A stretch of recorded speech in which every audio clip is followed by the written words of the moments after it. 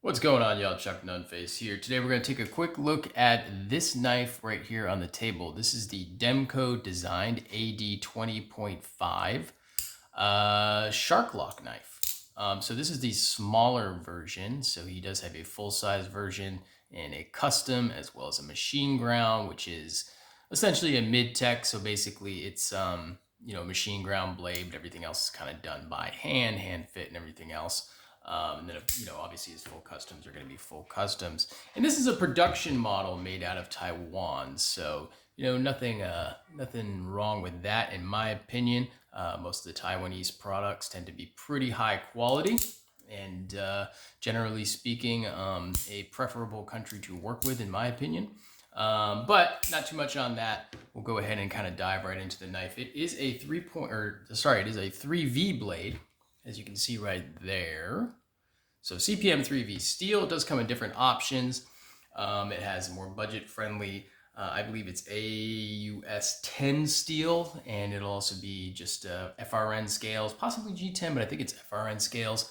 And this, of course, is the full titanium version, which is going to be a little bit more premium materials with the 3V steel, and of course the titanium liners is going to kind of make it a more premium offering from the brand. So as far as specs go, for lengthwise, we're looking at about about a 3.25 inch blade right there, with about a 3-inch cutting edge, I would say.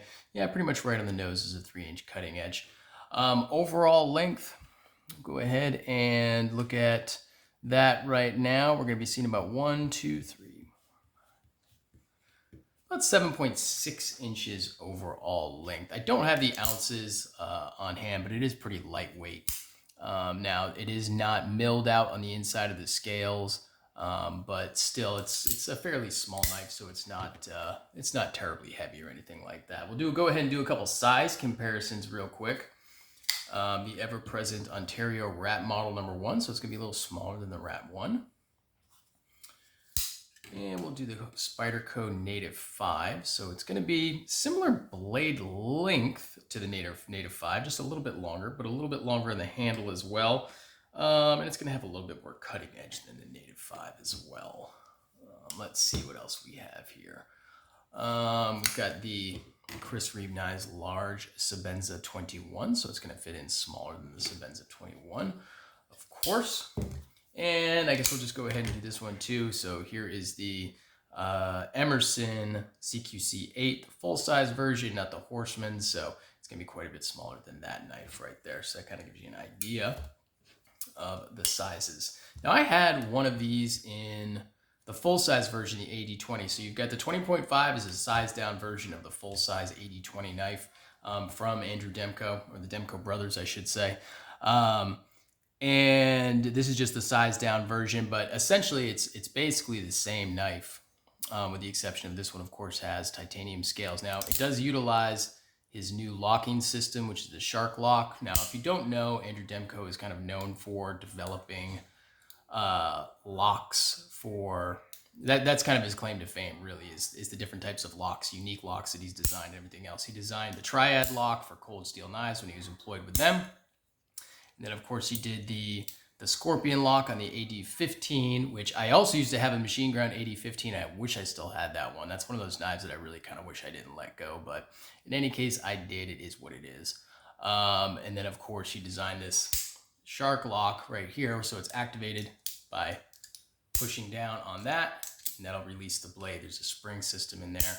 Then it just locks up. Very, very solid. So he's really known for developing hard, solid, some of the strongest knife locks out there. So that's the way this one operates right here. It's somewhat similar to, say, an axis lock or a bar lock or something like that. But of course, the system inside is different, and the way it locks up is different as well. But just, in a use and in a deployment and opening and closing the blade, it's most similar to that than, say, anything else, like a back lock or a frame lock or liner lock or something like that, or even a compression lock.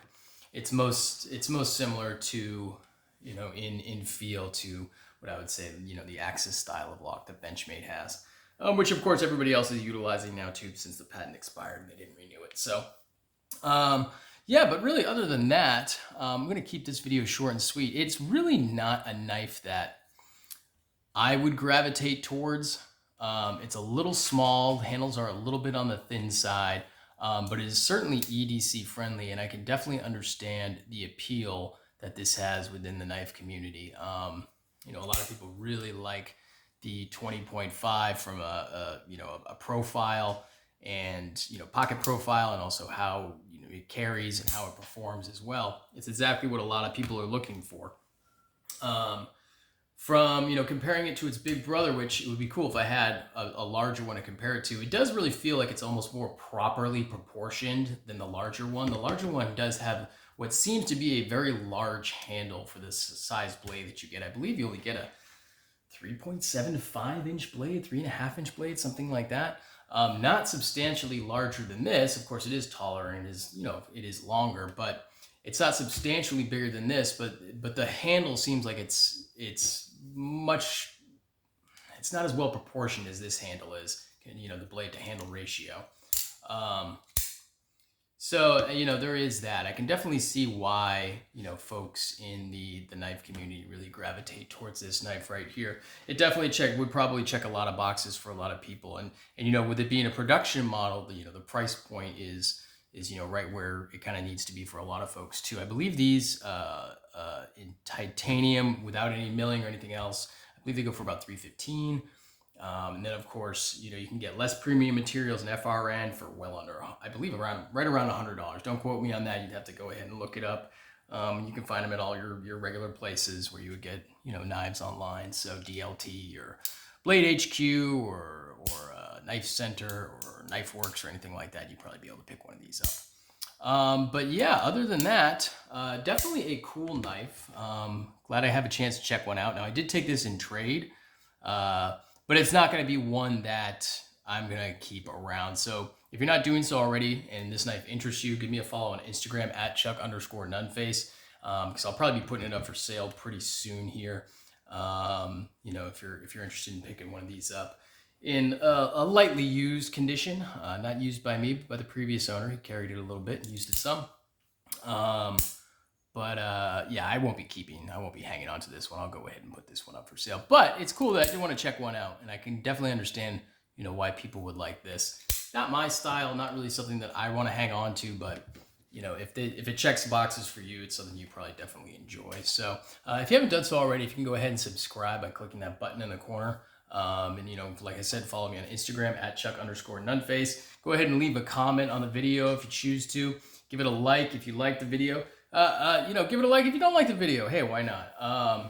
No, I wouldn't ask you to do that, but you know, I certainly appreciate any likes and comments and things like that. Definitely increases engagement on the channel, which go ahead and, you know, gets my stuff out there to more people. So I certainly appreciate that. That's going to do it for me today. Stay tuned for more. Peace.